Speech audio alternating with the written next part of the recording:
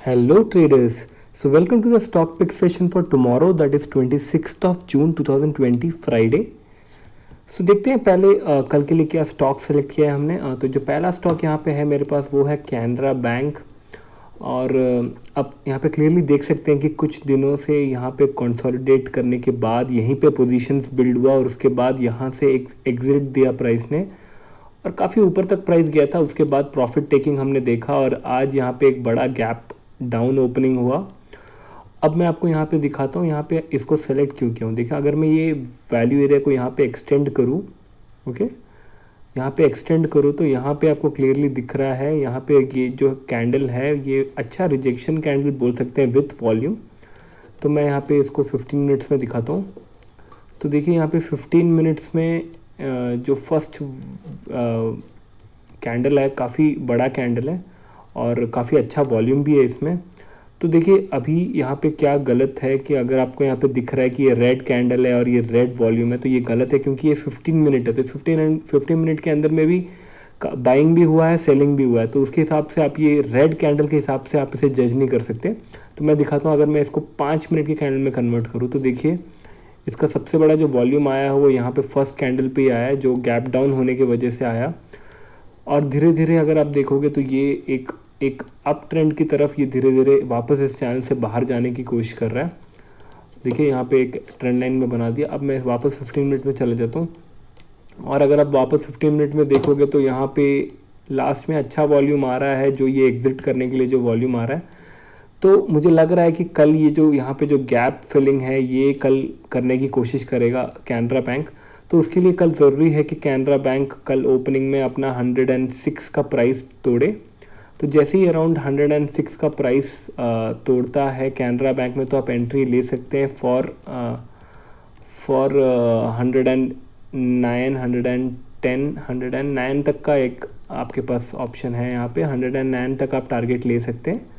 109 पे टारगेट 1 आप ले सकते हैं, क्योंकि एक तो यहाँ पे काफ़ी गैप डाउन ओपनिंग हुआ और अगर आप बैंक सेक्टर्स में बोलोगे तो अभी भी मुझे लग रहा है बाई ऑन डिप्स का एक वो ट्रेंड चल रहा है। तो इतना बड़ा एक डिप आया और मुझे लग रहा है अभी कल शायद इसमें वापस थोड़ा सा एक अप मूव देखने को मिले। तो इसलिए कैनरा बैंक को कल अपने रडार पे पक्का रखिएगा। तो ये अगर ट्रेंड लाइन कल ब्रेक होता है इसको भी आप अपने 15 मिनट्स के कैंडल चार्ट में बना के रखिए। अगर ये कैंडल कल ब्रेक होता है नीचे की तरफ तो ट्रेड मत लीजिएगा स्टार्टिंग में। जब तक ये कैंडल ये ट्रेंड लाइन के ऊपर सस्टेन ना करे तब तक आप ट्रेड मत लीजिएगा। तो उसका मतलब है कि या तो सेम ओपन होना है तो ऊपर की तरफ ओपन होना। अगर नीचे ओपन होकर ग्रीन कैंडल बना के ऊपर बना रहा है तो फिर भी ठीक है, बट ये ट्रेंड लाइन इंपॉर्टेंट है क्योंकि ये आज सुबह से ये ट्रेंड लाइन को फॉलो कर रहा है। तो यहाँ पे ट्रेंड लाइन बना के रखिएगा कल के लिए आप, तो कल आपको ये ज़रूरत पड़ेगा ट्रेड करने के लिए। तो जो नेक्स्ट स्टॉक मेरे पास है तो फिर ये कैनरा बैंक बुलिश स्टॉक है मेरे लिए। अदानी पोर्ट्स देखते हैं। तो अदानी पोर्ट्स मेरा नेक्स्ट यहाँ पे मैंने सेलेक्ट किया है बुलिश स्टॉक कल के लिए। तो यहाँ पे क्या हुआ देखिए, अदानी पोर्ट्स आपको याद होगा मैं पहले भी दिया हूँ। यहाँ पे बहुत एक अच्छा कंसोलिडेशन इस एरिया में करने के बाद अदानी पोर्ट्स यहाँ से एक एग्जिट दिया, यहाँ पे एक जंप लिया और उसके बाद यहाँ से बाहर की तरफ चला गया। तो अब ये स्टॉक यहाँ पे वापस आया है इस वैल्यू एरिया में और जहाँ तक हम लोग को यहाँ पे दिख रहा है ये जो 4 कैंडल लास्ट 4 घंटे का बना है यहाँ पे क्लियरली नीचे की तरफ रिजेक्शन दिख रहा है। तो मुझे लग रहा है कि ये वापस इस एरिया में नहीं आना चाहता, इसलिए यहाँ से वापस एग्जिट करेगा बाहर की तरफ। अगर मैं 15 मिनट्स में करता हूँ तो आपको दिखेगा यहाँ पे ये जो लास्ट 2 कैंडल आया है और यहाँ पे ये वॉल्यूम जो है ये काफ़ी हाई है। तो हो सकता है कल शायद वापस अदानी पोर्ट्स इससे बाहर की तरफ जंप ले। तो मैं उसके लिए आपको ट्रेंड लाइन बता देता हूँ कौन सा ट्रेंड लाइन तोड़ने पे आप बाई कर सकते हैं। देखिए यहाँ पे एक डाउन ट्रेंड लाइन बन रहा है, एक रेजिस्टेंस ट्रेंड लाइन बन रहा है यहाँ पे।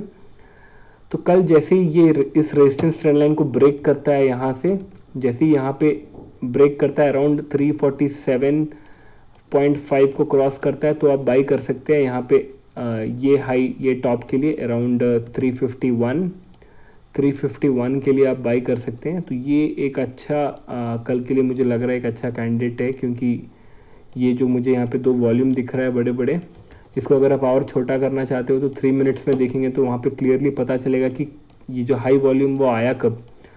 तो देखिए ये एक ऑलमोस्ट फुल कैंडल है और यहाँ पे ये जो ग्रीन कैंडल भी बड़ा है ये भी एक ऑलमोस्ट फुल कैंडल है और यहाँ भी ऑलमोस्ट एक ग्रीन वॉल्यूम दिख रहा है। तो ये दो कैंडल में भी बाइंग सेलिंग दोनों है, बट फिर भी ग्रीन कैंडल है ओवरऑल। तो मुझे लग रहा है हो सकता है कल ये ट्रेंड लाइन को ब्रेक करके ऊपर जाए, तो इस ट्रेंड लाइन को पक्का बना के रखिएगा कल अपने चार्ट पे। 15 मिनट्स पे अदानी पोर्ट सेट कीजिए और ये ट्रेंड लाइन को आप बना के रखिए, ठीक है। ये जो ट्रेंड लाइन है इसको बना के रखिए अपने चार्ट पे, और कल इस पे ब्रेक होता है तो कल इस पे ट्रेड लीजिएगा।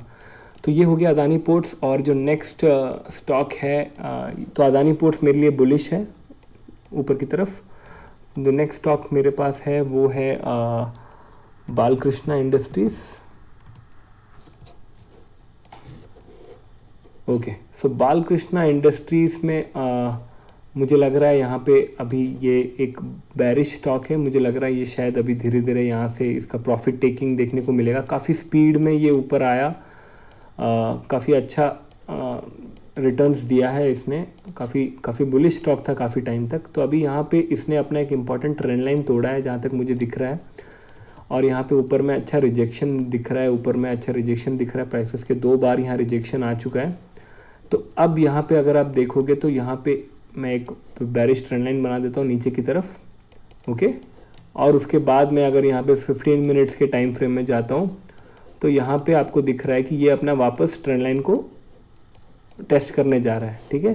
तो उसके लिए ज़रूरी है कि आप 15 मिनट्स में ये वाला एक ट्रेंड लाइन को बना के रखिए अपने चार्ट पे, ठीक है। आप ऐसे कर दीजिए अपने चार्ट्स में, मुझे सच में आपको बहुत बेनिफिट होगा। 15 मिनट्स में पहले ये वाला लाइन को जोड़िए और उसके बाद यहाँ पे ये ट्रेंड लाइन बनाइए। तो यहाँ पे लास्ट में मुझे एक अच्छा रिजेक्शन दिख रहा है विथ वॉल्यूम। तो कल जैसे ये ट्रेंड लाइन को तोड़ेगा तो ये अपना मिनिमम यहाँ तो वापस जाएगा, दैट इज़ अराउंड 1215 की तरफ नीचे की तरफ जाएगा। तो आप सेल कर सकते हो फॉर 1215 टारगेट 1। तो उसके लिए यहाँ पे ये ट्रेंड लाइन तोड़ के नीचे जाना ज़रूरी है अराउंड 1232 से। तो जैसे ये ट्रेंड लाइन तोड़ के नीचे जाता है 1232, तो आप यहाँ सेल कर सकते हैं। ये आपका फर्स्ट टारगेट बनेगा और आपका स्टॉप लॉस इस कैंडल के ऊपर में रख दीजिएगा 1240 पे। ये काफ़ी अच्छा कल एक मुझे लग रहा है कल नीचे मूवमेंट इसमें दे सकते हैं अगर नीचे की तरफ आएगा तो, ठीक है। तो ये हो गया बालकृष्णा इंडस्ट्रीज। और नेक्स्ट स्टॉक जो है वो है बजाज फिनसर्व। ये भी एक बेरिश स्टॉक है मेरे लिए कल के लिए। तो यहाँ पे पहले दिखा देता हूँ 1 आवर के चार्ट पे। अगर आप देखोगे तो क्लियरली ये जो इसका एक सपोर्ट था, अब ये इसका एक रेजिस्टेंस बनने वाला है। देखिए यहाँ पे एक सपोर्ट था जो अब इसका यहाँ पे रेजिस्टेंस बन गया और ये वापस नीचे भी आ गया। तो इसके लिए हम क्या करेंगे, मैं आपको यहाँ पे एक ट्रेंड लाइन बना के देता हूँ। ये ट्रेंड लाइन यहाँ पे बन गया, ओके। और वो ट्रेंड लाइन पे रिजेक्शन भी आज ऑलरेडी आ गया। तो अब 15 मिनट्स में जाएंगे और मैं यहाँ पे एक ऐसा ट्रेंड लाइन बना दूंगा, ओके। तो देखिए यहाँ पे ये क्लियरली रिजेक्शन आ गया from resistance and from the trend line. तो ये दो फैक्टर्स हो गए और यहाँ पे वॉल्यूम भी मुझे अच्छा दिख रहा है। तो कल जैसे ही इस ट्रेंड लाइन को ब्रेक करता है नीचे की तरफ, तब आप यहाँ पे एक अच्छा ट्रेड ले सकते हैं टुवर्ड्स, काफ़ी नीचे है फर्स्ट टारगेट अराउंड 5000। तो आप 1.5% के हिसाब से ले लीजिएगा। देखिए यहाँ पे एक और फैक्टर है, ये अपने 6000 के पॉइंट के पास खड़ा है जो कि एक साइकोलॉजिकल लेवल है। तो जैसे यहाँ पे ये अराउंड 6000 का जो प्राइस है वो टूटता है, अराउंड यहाँ पे टूटेगा तो यहाँ से एक अच्छा फॉल नीचे की तरफ देख सकते हैं।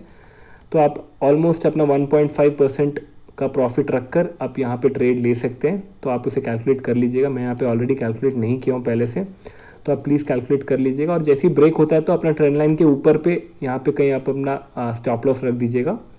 तो ये हो गया बजाज फिनसर्व कल के लिए, जो कि एक बेरिश स्टॉक है मेरे लिए। तो ये जो 6000 का साइकोलॉजिकल प्राइस है, ये कल एक इम्पॉर्टेंट रोल प्ले कर सकता है बजाज फिनसर्व के लिए।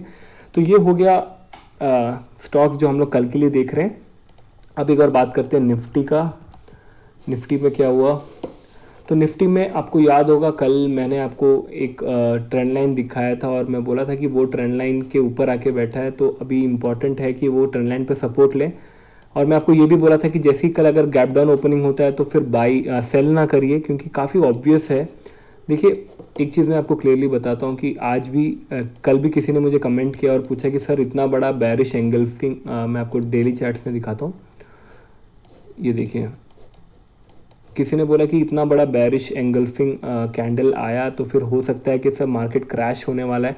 तो लेकिन अगर हो सकता है क्रैश हो जाए, लेकिन अगले दिन वैसा नहीं होगा, क्योंकि देखिए ये जो बड़े बड़े ऑपरेटर्स हैं, ये जो प्लेयर्स हैं जो मार्केट को मूव करते हैं, वो लोग अपना ऑब्वियस मूव्स कभी नहीं करेंगे, क्योंकि देखिए यहाँ पे सबको दिख रहा है, करेक्ट, यहाँ पे सबको दिख रहा है कि मार्केट बहुत बुरी तरह बेरिश हो रहा है। तो फिर अगले दिन के लिए ऑब्वियसली क्या होगा, जैसे ही गैप डाउन होता है तो लोग नीचे सेलिंग के पोजीशंस बना देंगे। तो ये ऑपरेटर्स हमेशा वही नॉर्मली करेंगे जो हम लोग जैसे रिटेल ट्रेडर्स जो सोचते हैं उसका उल्टा ही करते हैं, ताकि हम रिटेल ट्रेडर्स नीचे की तरफ फंस जाए और नीचे के जो पोजीशन है वो हम उठाए। क्योंकि देखिए कोई भी एक ट्रेड को लेने के लिए दोनों साइड होना चाहिए, कोई तो बाई कर रहा है तो फिर कोई सेल करने के लिए भी होना चाहिए। तो उसी तरह से चाहे वो फ्यूचर्स हो या ऑप्शंस हो, आप जब भी कॉन्ट्रैक्ट्स बना रहे हो तो अगर ऑपरेटर्स को बाइंग की पोजीशंस लेनी है तो कोई तो सेलिंग साइड पे होना चाहिए। तो हम जैसे रिटेल ट्रेडर्स जो सोचते हैं कि यहाँ पे इतना बड़ा एक बेरिश मूव आया अब तो मार्केट गिर जाएगा धड़ाम से, ऐसा नहीं होता। मार्केट हमेशा अगर एक जोर से गिरता है तो उसके बाद साइड मूव करेगा और उसके बाद वो अगला मूव देगा नीचे की तरफ या ऊपर की तरफ। तो समझ लीजिए आज यहाँ पे वही हुआ, ये इतना जोर से एक बड़ा मूव दिया, अब ये साइड मूव दे रहा है यहाँ पे, करेक्ट, एक छोटा सा फ्लैग पैटर्न जैसा दिख रहा है। अब डिसीजन मेकिंग यहाँ पे यही है कि ये जो ट्रेंड लाइन है ये ब्रेक ना करे नीचे की तरफ। अगर ये कल ट्रेंड लाइन ब्रेक करता है तो फिर बहुत मुश्किल हो जाएगा, क्योंकि अब अगला फॉल आएगा।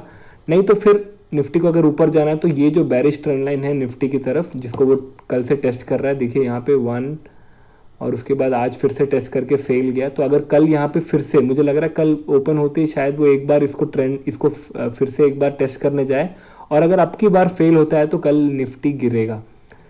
तो यही है जिस हिसाब से मार्केट जहाँ तक मूव करता है वो ऐसे स्पीड में मूव नहीं करता। जैसे मार्च में मूव किया था वो तो फिर प्योरली न्यूज़ बेसिस पे था कोरोना वायरस का, बट अब तो स्टेबल हो गया थोड़ा बहुत। तो फिर देखते हैं कल निफ्टी में क्या होगा। और उसके अलावा मैं जो आज स्टॉक्स दिया था आपको उसका देखते हैं क्या हुआ। कल मैं टोटली भूल ही गया आपको स्टॉक्स के बारे में बताने के लिए। तो कल का वीडियो में मैं आपको उस स्टॉक्स के बारे में नहीं बता पाया था, मैं भूल ही गया था उसके बारे में। तो आज बात करते हैं उसके बारे में। तो देखिए टॉरेंट पावर में मैं बोला था कि शायद एक अप मूव आए, तो लेकिन आज आप देख सकते हो कि जो फर्स्ट कैंडल आया टॉरेंट पावर का, ओके 1 आवर पे चलते हैं, ओके। तो टॉरेंट पावर का जो फर्स्ट कैंडल आया वो बुलिश कैंडल था। यहाँ से ओपनिंग में ये ऊपर गया, फिर वापस नीचे आया, फिर ये ऊपर गया, फिर वहाँ से धीरे धीरे सेलिंग हुआ और ये वापस नीचे आ गया और अपने करेक्ट ये जो जहाँ पे लास्ट टाइम ये अपना स्पॉट बनाया था वहाँ के जस्ट ऊपर में। तो अब मुझे पता नहीं यहाँ पे क्या है, क्योंकि काफ़ी हैवी सेलिंग वॉल्यूम भी आया है। तो इसको आप फिलहाल और ट्रेड के लिए अभी मत रखिए जब तक कोई और मूवमेंट हमें ना दिखे क्लियरली। तो ये हो गया टॉरेंट पावर। और मैंने आपको दिया था ग्लेनमार्क। मैंने आपको बोला था ग्लेनमार्क में शायद गैप फिलिंग थियरी हो सकता है। काफ़ी गैप डाउन ओपनिंग ऑलरेडी हुआ और गैप डाउन होते ही यहाँ पे काफ़ी अच्छा बाइंग आया। तो मुझे अभी भी लग रहा है कि शायद हो सकता है ये फिर से अपना गैप फिलिंग करने आए। शायद आज नहीं हुआ क्योंकि आज काफ़ी ऑब्वियस था, तो हो सकता है कल शायद यहाँ पे गैप फिलिंग हो, क्योंकि अभी भी एक गैप यहाँ पे बचा हुआ है, तो वो कभी भी फिल करने आ सकता है। और अगर ये ऊपर का ट्रेंड लाइन भी तोड़ता है तो शायद काफ़ी बुलिश स्टॉक हो सकता है, क्योंकि ऑलरेडी 2 दिन से ये एक छोटे से रेंज के अंदर फंसा हुआ है। तो इसे आप चाहे तो अपने रडार पर रख सकते हैं और कंटिन्यू देखिएगा। यहाँ पे वॉल्यूम धीरे धीरे ड्राई हो रहा है, तो यहाँ हो सकता है एक बड़ा एक्सपेंशन देखने को मिले। देखिए वॉल्यूम धीरे धीरे ड्राई हो गया पूरा कंप्लीटली। तो ये हो गया ग्लेनमार्क। यहाँ भी हम लोग का आज कॉल फेल हो गया। ऑरो फार्मा में मैं आपको बोला था कि यहाँ पे नीचे में क्लियर रिजेक्शन दिख रहा है। ये वाला था लास्ट वाला कैंडल, ओके। यहाँ पे नीचे में क्लियर रिजेक्शन दिख रहा है, तो मैं आपको बोला था कि यहाँ से ऊपर की तरफ यहाँ पे इस लेवल के लिए ट्रेड करने के लिए। तो आज फर्स्ट कैंडल जो था वो बुलिश कैंडल था, बट लेकिन हमारा टारगेट यहाँ पे अचीव नहीं हुआ। उससे पहले ही यहाँ से धीरे धीरे नीचे आ गया और अभी यहाँ पे आके एक छोटे से एरिया पे कंसोलिडेट किया लास्ट 4 घंटे के लिए। तो अब इम्पॉर्टेंट है कल अगर इस कंसोलिडेशन के नीचे खुलता है तो यहाँ पे सेलिंग देखने को मिलेगा, और यहाँ पे एक ट्रेंड लाइन है। अगर इस कंसोलिडेशन के ऊपर खुलता है तो फिर शायद हम लोग को फिर से एक बार एक ट्रायल शायद देखने को मिले ऊपर को टच करने के लिए। तो यहाँ भी कल आज हम लोग का कोई कॉल सही नहीं हुआ। आज काफ़ी वोलेटाइल मार्केट था बिकॉज ऑफ द एक्सपायरी। तो माइंट्री में भी मैं आपको बोला था यहाँ पे ये रिजेक्ट कर रहा है तो हो सकता है ऊपर जाए, बट आज भी ये ऊपर नहीं गया, लेकिन नीचे पे अभी भी क्लियर रिजेक्शन मुझे दिख रहा है। तो आप अगर चाहते हो तो इसे अभी भी अपने रडार पे रख सकते हैं। जब भी ये अपना ये जो ट्रेंड लाइन है उसके ऊपर चढ़ के बाउंस ले तो यहाँ पे एक अच्छा मूवमेंट हमको देखने को मिलेगा। तो ये हो गया माइंट्री, और मुझे लगता है आज के लिए इतना ही एनालिसिस काफ़ी था। तो अगर आपको मेरा एनालिसिस पसंद आ रहा है तो प्लीज़ सब्सक्राइब कीजिएगा। आई थिंक आज के लिए इतना ही। Thank you so much for watching. Keep learning, keep trading. Bye bye.